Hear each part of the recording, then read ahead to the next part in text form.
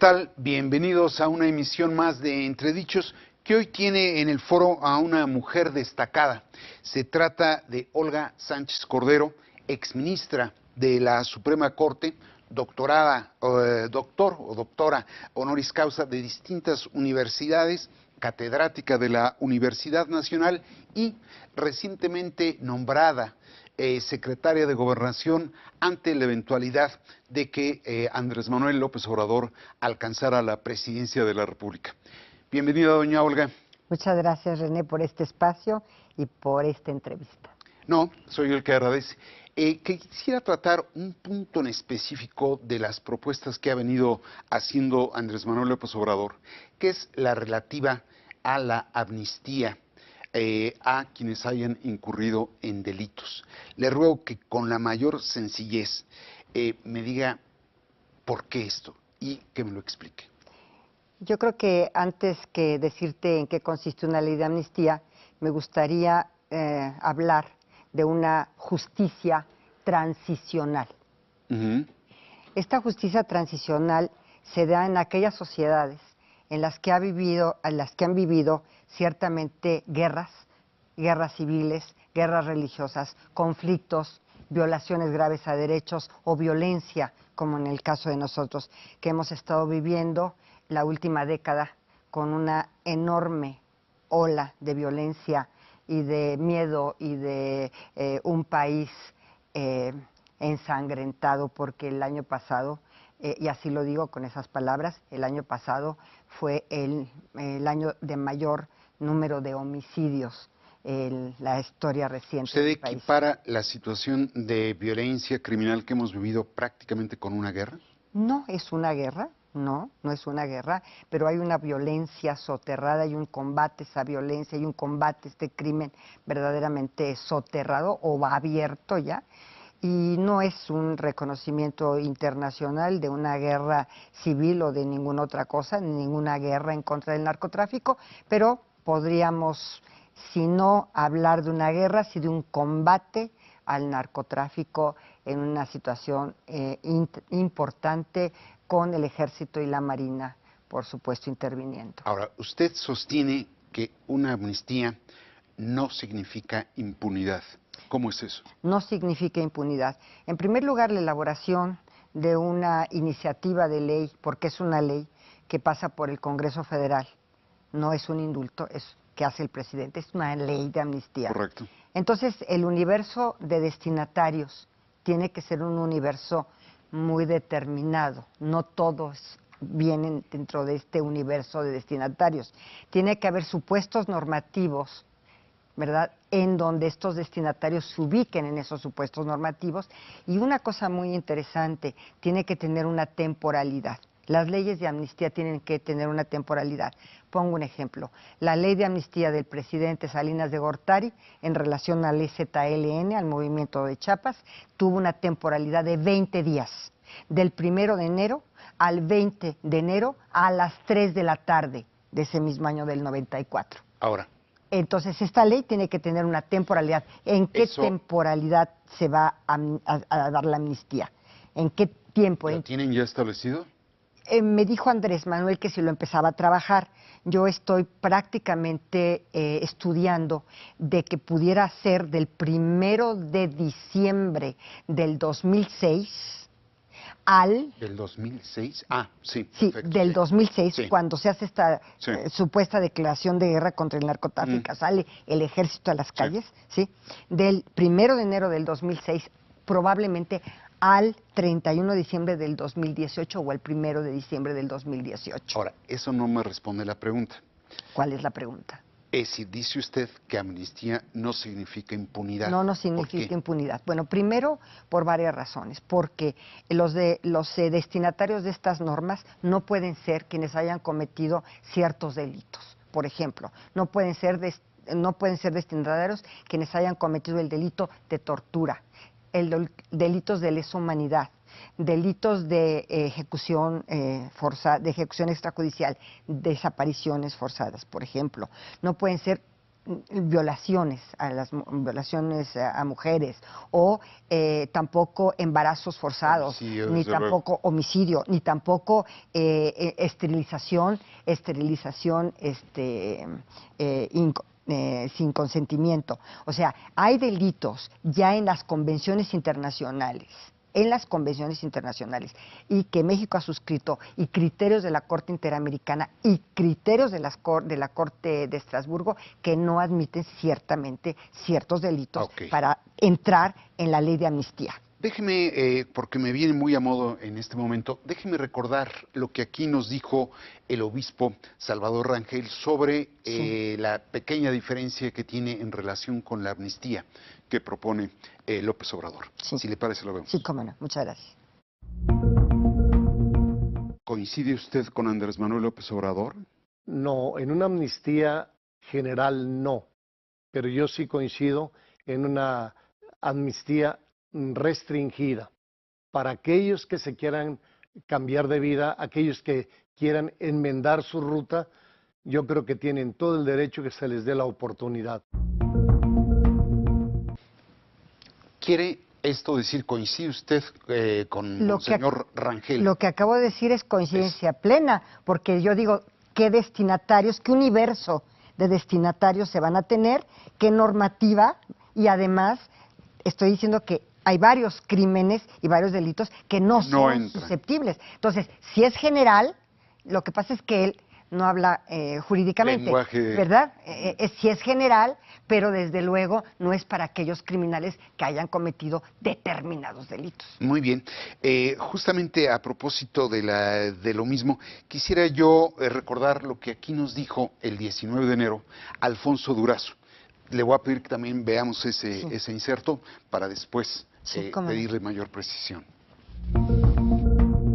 Estoy de acuerdo con la amnistía, pero no es la única figura y mucho menos es el eje de la política, de la estrategia de seguridad. Es uno de las posibilidades dentro de un punto y que le va a aportar de manera extraordinaria al tema de la seguridad. Pero también te recuerdo, está la posibilidad del indulto y está el recurso, la posibilidad de recurrir a leyes especiales, que es la figura que más se acerca a la intencionalidad política de la propuesta de Andrés Manuel, que es una experiencia muy exitosa, por ejemplo, en Colombia. Bueno, yo no solamente estoy, por supuesto, de acuerdo con Alfonso, pero yo iría más lejos. No es una estrategia de seguridad, es una estrategia de pacificación y para transitar a una paz social y una recomposición de un tejido social. Esos también. O sea, no solamente seguridad, sino pacificación y, además de pacificación, recomposición de tejido social. Yo creo que en esta justicia transicional, en donde la víctima, ojo René, la víctima es el eje fundamental de la justicia transicional con sus 4 derechos fundamentales: la verdad, acceso a la justicia, obviamente mecanismos de no repetición y por supuesto reparación. Esos mecanismos tienen que estar en la justicia transicional de una manera muy clara. ¿Es falso entonces el dicho de que quieren liberar a los presos? No, hombre, no, claro que no. Claro que no. Algunas de las personas que pudieran beneficiarse con esta ley por no haber cometido este tipo de delitos, te pongo un ejemplo: un encubridor que no cometió el homicidio, que no cometió la violación, que no cometió la desaparición, el secuestro, en fin, ¿no? Que no cometió un crimen de tortura, en fin. Bueno, un encubridor, ¿por qué no va a ubicarse dentro de un supuesto de esta naturaleza? Diría que es una amnistía general a la vez que limitada. No es limitada, es una amnistía general con supuestos específicos y con un universo determinado de destinatarios. Refería usted la amnistía que concedió el presidente Carlos Salinas de Gortari. Así fue. Durante la segunda mitad del siglo pasado, el país conoció, creo, si no me equivoco, cuando menos 3 amnistías. Uno, la de Luis Echeverría, relativa a quienes habían participado En el 68. movimiento del Que 68. yo participé también ahí en el movimiento 68. Espero que haya sido usted amnistiada. No. La segunda, bueno. No. La segunda, la de José López Portillo, relacionada con quienes habían participado en movimientos guerrilleros, producto justamente de aquel movimiento Sí, en Lucio Cabañas político-social. concretamente y en Guerrero Y mayoritariamente. finalmente la de Carlos Salinas en relación con el levantamiento armado en Chiapas. También hubo una de Ávila Camacho, ¿eh? No, pero esa es pero primera mitad sí, del primera, siglo. la segunda mitad. Esas creo que son las tres Sí, últimas que hemos las tres tenido últimas, de sí. escala nacional. Así fue. Todas estaban relacionadas con una violencia o con la violación de la ley relacionada con motivos políticos, no con motivos criminales. Esta sería la primera en su tipo. La primera en su tipo en esta, ahora sí que en este principio del siglo XXI, sí. Pero yo insisto, no serían sujetos destinatarios de esta norma los grandes criminales y los que hayan cometido delitos graves, no. A ver, René, dicen quienes han hecho estudios sobre el narcotráfico, que el narcotráfico ha creado en los últimos 10 años 600,000 empleos. ¿Qué vas a hacer con esos 600,000 gentes? Tenía yo ese dato. Es decir, ahora, esos 600,000 empleos directos, Empleos directos. supongo que Que me no da son de alta criminalidad muchos de ellos. una ni mucho base menos. social más o menos de 3 millones. Eso es lo que buscan, quitarle la base social al crimen y lograr replantear la reinserción de los pobres, de algún modo insertos en la criminalidad. Ese es el motivo, propósito. Ese es el propósito. Dígamelo en sus palabras. Aquellos que han estado empleados por el narcotráfico, por necesidad, por pobreza o por, a veces hasta por la fuerza, que los tienen ahí sembrando la amapola, sembrando la marihuana, que la cosechan o que hacen el trasiego de la droga, pero que no tienen, digamos, que no son criminales de alta peligrosidad. Ok. Ahora, De alta peligrosidad. hay una parte que no acabo yo de entender. Naturalmente que el tráfico y el comercio de la droga es una industria millonaria, multimillonaria. Ustedes contemplan la amnistía, pero no acaban de definir si van a legalizar el cultivo, uso y consumo de drogas. Yo te doy mi visión personal. No lo he platicado con el candidato. Mi visión personal es que definitivamente hay que despenalizar la droga.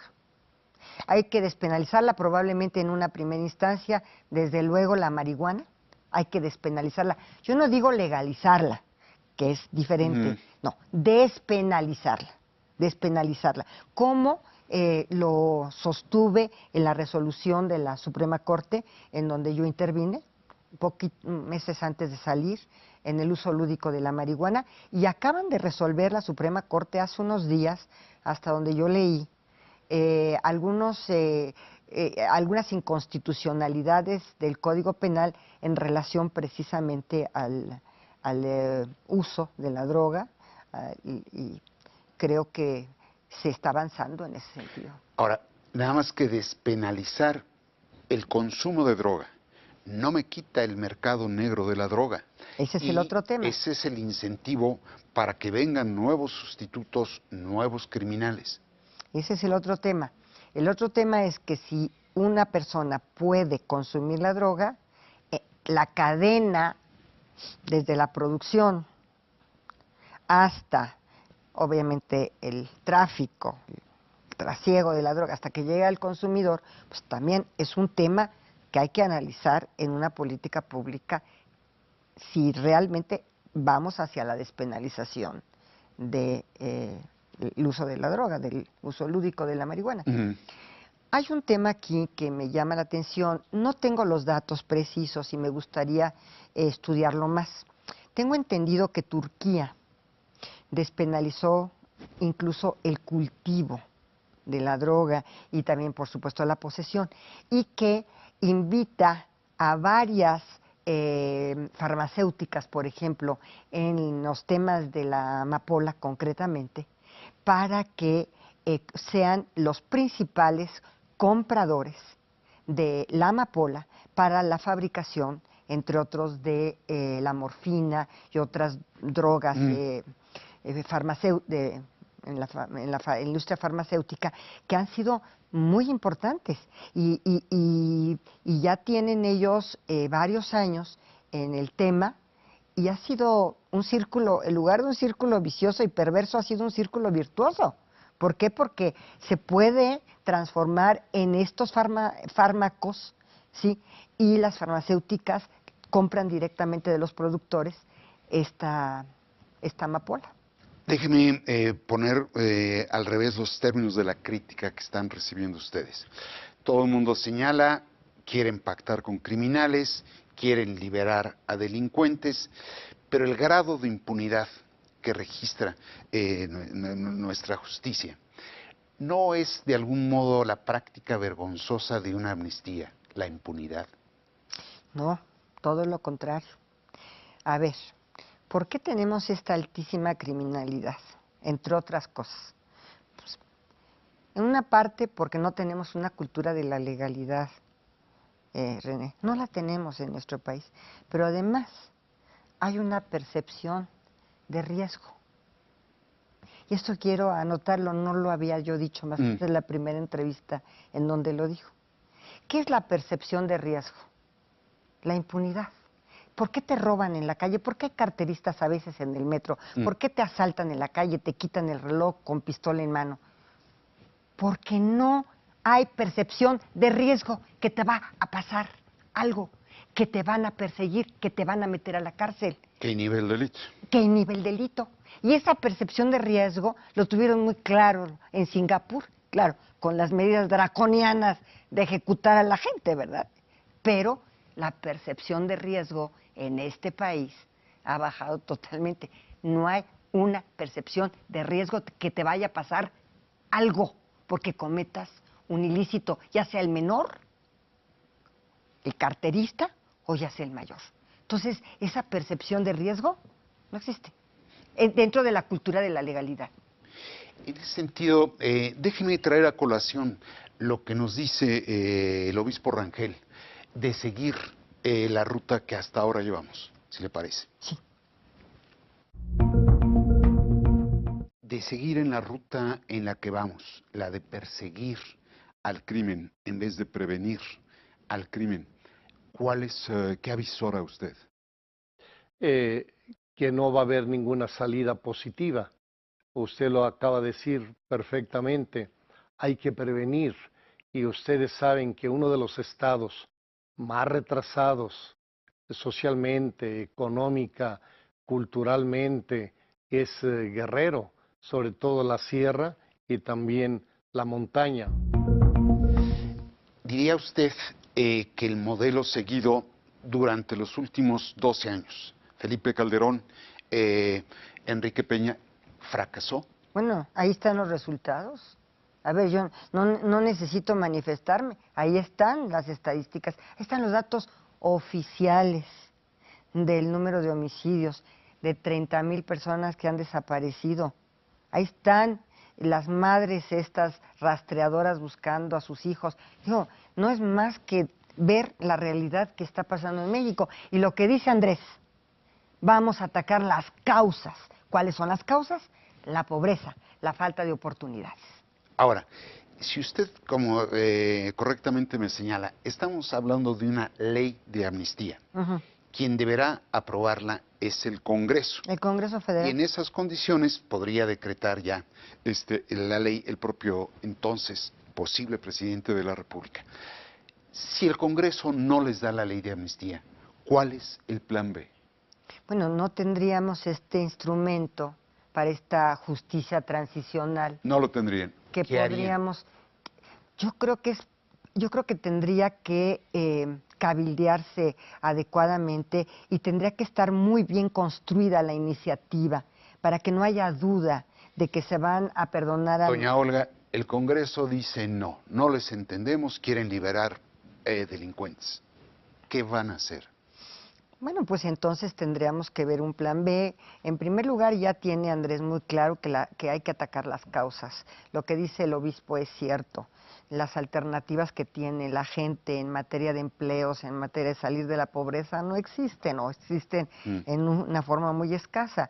Yo escribí en Milenio la semana pasada precisamente el tema de que se hizo una encuesta entre los estudiantes de secundaria que cuál era su idea, sicariato o narco. Imagínate nomás. O sea, esas son las ideas que tienen los jóvenes ahora de esto.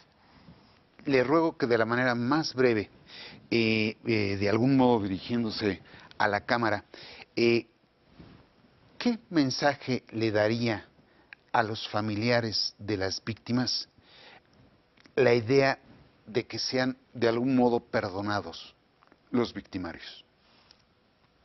Primero, que no se va a hacer la amnistía para los criminales que han cometido delitos graves, por ejemplo, homicidios, desapariciones, ejecuciones, etcétera. Segundo, que en esta justicia transicional las víctimas van a tener los 4 derechos fundamentales: el derecho a la verdad, a saber qué pasó en su familia, en sus familiares o con sus familiares, qué pasó en las violaciones que ellos mismos sufrieron, en las violaciones de derechos humanos. Segundo, un acceso a la justicia, que eso tiene que ser algo que se les tiene que dar y otorgar, un mecanismo para la no repetición y, por supuesto, la reparación del daño. Yo creo que estos 4 derechos fundamentales están en el centro de una justicia transicional. ¿Cuál es la justicia transicional? Aquella que tiene un problema social y que transita hacia el restablecimiento de la paz social, el restablecimiento de la vida cotidiana armónica y, desde luego, el respeto a las instituciones. Entonces, yo creo que en esta justicia transicional, en esta recomposición del tejido social y en esta pacificación, en esta justicia, yo creo que tiene que tener un eje central las víctimas. Muy bien. Yo le agradezco muchísimo la disposición, doña Olga, y desde luego le agradezco a los seguidores de Grupo Reforma el estar aquí en Entredichos. Muchas gracias.